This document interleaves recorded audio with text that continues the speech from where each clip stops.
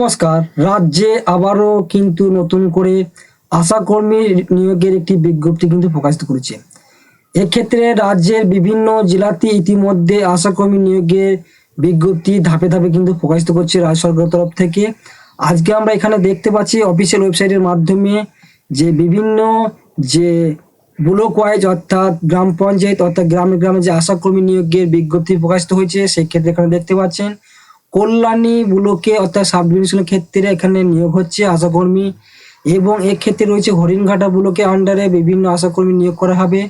এছাড়া চাকদহতে নিয়োগ করা হবে। এছাড়া পাশাপাশি রয়েছে শান্তিপুর ব্লক কিন্তু নিয়োগ করা হচ্ছে। হাঁসখালি থেকে শুরু করে তেহট্ট থেকে শুরু করে করিমপুর থেকে শুরু করে সমস্ত যে ব্লক ওয়াইজ কিন্তু আন্ডারে যে গ্রাম পঞ্চায়েতগুলি রয়েছে, সেই গ্রাম পঞ্চায়েত আন্ডারে কিন্তু আশাকর্মী নিয়োগ কিন্তু করা হবে।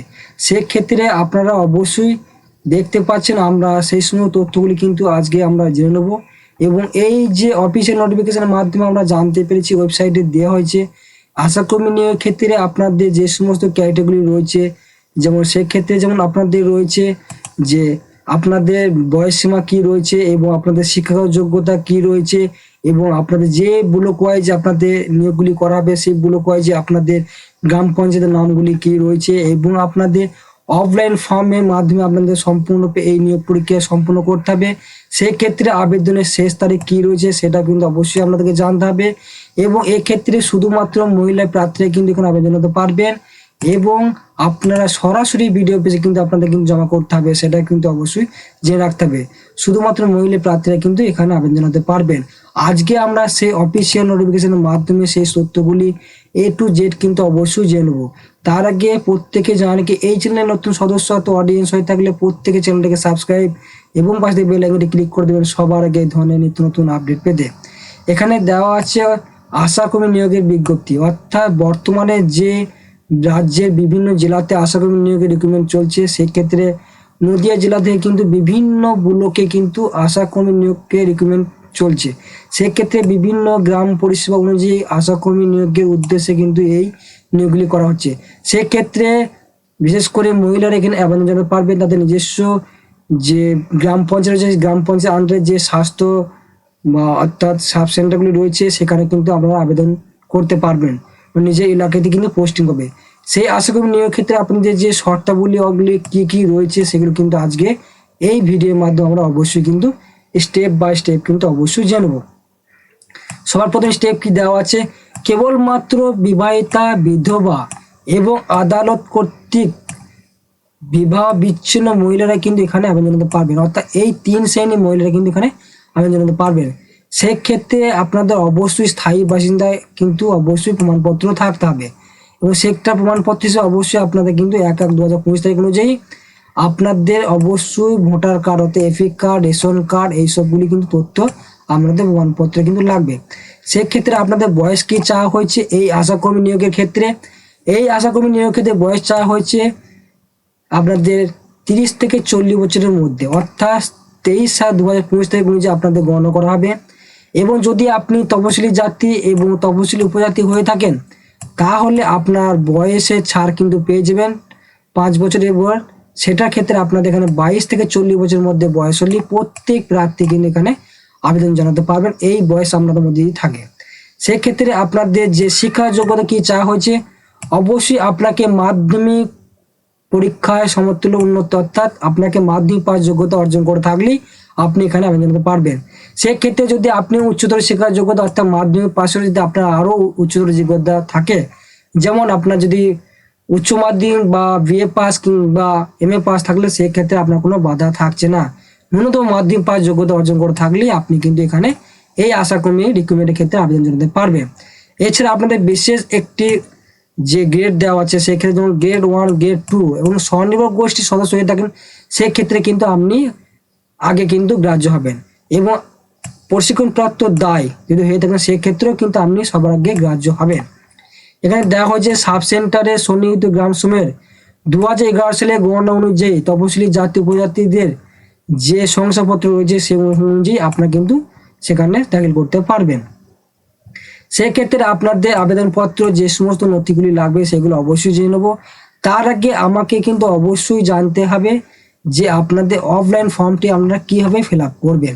এই যে অফলাইন ফর্মটি দেখতে পাচ্ছেন, এই অফলাইন ফর্মটি প্রত্যেক কিন্তু নির্ভয়ে প্রত্যেক কিন্তু ফিল আপ করতে পারবেন।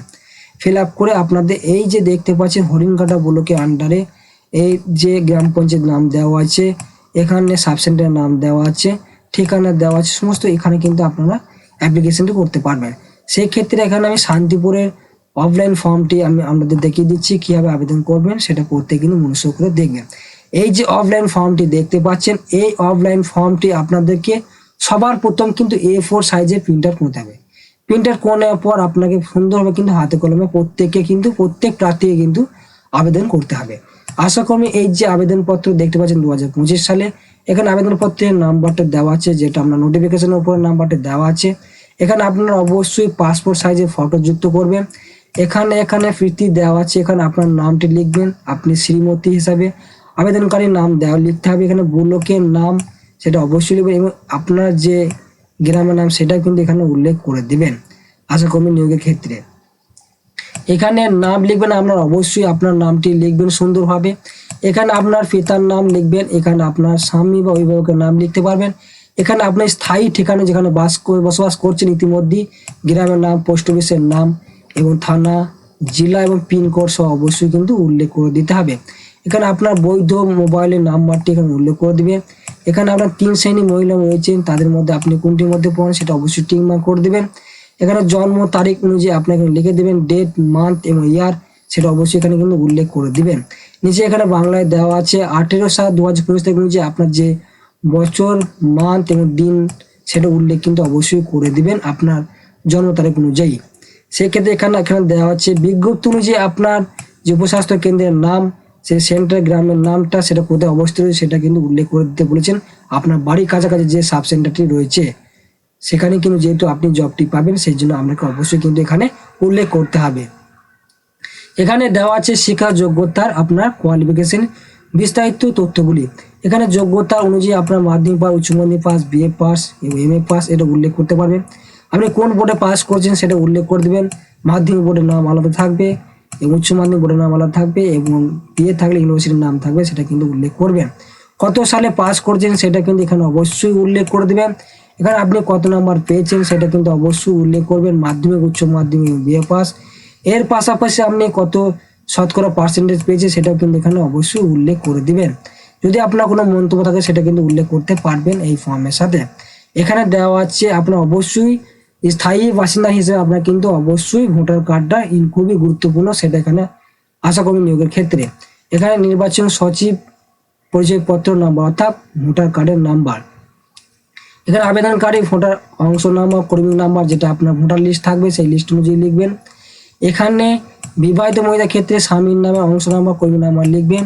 বিধবাদের ক্ষেত্রে এখানে পিতার অংশ নাম্বার তো বাবার কর্মী নাম্বার। বিচ্ছিন্ন ক্ষেত্রে পিতার বা বাবার কর্মী অংশ নাম্বার, কর্মী নাম্বারটি উল্লেখ করে দিবেন। আধার নাম্বার, রেশন কার্ড নাম্বার, তপশিলি জাতি উপজাতি শংসাপত্র সেটা থাকলে অবশ্যই এখানে টিক মার্ক করে দিবেন দুটির মধ্যে কোনটি আপনি পড়ছেন। গ্রেড 1 গ্রেড 2 অনুযায়ী আপনার যে স্বনির্ভর গোষ্ঠীর সদস্য হয়ে থাকেন সেটা উল্লেখ করে দিবেন। প্রশিক্ষণ প্রাপ্ত যদি দায় হয়ে থাকেন সেটা উল্লেখ করতে পারবেন। এখানে টিক মার্ক দিবেন। টিক মার্ক দেওয়ার পর এখানে আপনার স্থান, তারিখটা উল্লেখ করবেন। এখানে আপনার ফুল সিগনেচারটি করে দিলেই আপনার কিন্তু ফর্মটি নির্ভরভাবে প্রত্যেকে কিন্তু ফিল আপ করা হয়ে যাবে। ফিল আপ করা হয়ে যাওয়ার পর আপনাদের যে সমস্ত ডকুমেন্টসগুলি চাওয়া হয়েছে সেগুলি কিন্তু অবশ্যই আপনাকে সাবমিট করতে হবে। সেটা কিন্তু আজকে এই ভিডিওর মাধ্যমে দেখিয়ে দেওয়া হচ্ছে, প্রত্যেকে কিন্তু মনোযোগ করে দেখবেন কি কি ডকুমেন্টস কিন্তু আপনাদের চাওয়া হয়েছে, সেক্ষেত্রে এখানে উল্লেখ করে দেওয়া হয়েছে। সেগুলি কি কি অবশ্যই আজকে এই ভিডিওর মাধ্যমে জানিয়ে দেওয়া হচ্ছে, প্রত্যেকে কিন্তু মনোযোগ করে দেখবেন। এখানে আবেদনপত্রের সঙ্গে প্রমাণপত্র আপনার যেসব নথি জমা করতে হবে সেগুলি হচ্ছে জন্ম তারিখের শংসাপত্র, মাধ্যমিক সমতুল্য পরীক্ষার অ্যাডমিট কার্ড বা সার্টিফিকেট, ভোটার কার্ড এবং এখানে আপনার প্রধানের স্থায়ী বাসিন্দা শংসাপত্র এবং এখানে আপনার দেওয়া আছে জাতিগত প্রমাণপত্র হিসেবে অবশ্যই আপনার তপশিলি জাতি উপজাতি শংসাপত্র বা SC/ST সার্টিফিকেট, মাধ্যমিক পরীক্ষার মার্কশিট। এর পাশাপাশি যদি আপনি গ্রেড 1 গ্রেড 2 স্বনির্ভর গোষ্ঠী সদস্য হয়ে থাকেন সেই ক্ষেত্রে আপনি কোনো প্রমাণপত্র থাকে সেটা উল্লেখ করবেন। প্রশিক্ষণ প্রাপ্ত দায় হয়ে থাকলে সেটা উল্লেখ করতে পারবেন। পাশাপাশি আপনার 2 কপি পাসপোর্ট সাইজের রঙিন ফটো দিতে হবে। এখানে বিবাহ মহিলাদের ক্ষেত্রে যদি প্রমাণপত্র থাকে সেটা উল্লেখ করতে পারবেন এবং বিবাহ বিচ্ছিন্ন মহিলাদের ক্ষেত্রে আপনার প্রমাণপত্র এখানে দিতে পারবেন। এবং আপনাদের উপরোক্ত শর্ত অনুযায়ী আপনাদের প্রার্থীদের ইন্টারভিউ তারিখ সময় অবশ্যই উল্লেখযোগ্য প্রার্থীদের ঠিকানায় কিন্তু ডাকযোগে কিন্তু প্রেরণ করা হবে। আপনাদের মেল লিস্ট প্রকাশিত হওয়ার পর আপনাদের নিজস্ব বাড়িতে কিন্তু চলে আসবে ইন্টারভিউ লেটারটি, সেটা কিন্তু প্রত্যেকে দেখতে পারবেন। এবার কি বলেছে, আবেদনপত্র জমা দিতে হবে সম্পূর্ণরূপে বিডিও অফিসে কিন্তু আপনাদের সরাসরি যোগাযোগ স্থাপন করতে হবে। এক্ষেত্রে আপনাদের সরাসরি বিডিও অফিসে আপনারা ফর্মটি জমা করতে পারবেন। সেক্ষেত্রে শনিবার রবিবার বাদ দিয়ে বাকি সব দিনই জমা করতে পারবেন। এর পাশাপাশি যদি গভর্নমেন্টের ছুটি থাকে সেই দিনগুলি বাদে আবেদনপত্র বিডিও অফিসে জমা করতে পারবেন নোটবন্ধ খামের ড্রপ বক্সে। সেক্ষেত্রে আপনাদের ডাকযোগ বা পোস্ট অফিস বা ইমেল আইডিতে কিন্তু পাঠাতে পারবেন না। আবেদনপত্র জমা দেওয়ার শেষ তারিখ কি বলছে, 11/8/2025 মধ্যে বিকাল 4টের মধ্যে প্রত্যেক প্রার্থী কিন্তু আবেদনপত্র জমা করতে হবে। সেটা প্রত্যেকে দেখে নিতে পারছেন। আজকে এই ভিডিওর মধ্যে সমস্ত তথ্যগুলি জানানো হলো। এখানে হরিণঘাটা ব্লকে আমরা জমা করতে পারবেন। এর পাশাপাশি এখানে দেখতে পাচ্ছেন এখানে আমরা শান্তিপুর ব্লকের যে গ্রাম পঞ্চায়েতগুলি রয়েছে সেখানে জমা করতে পারবেন।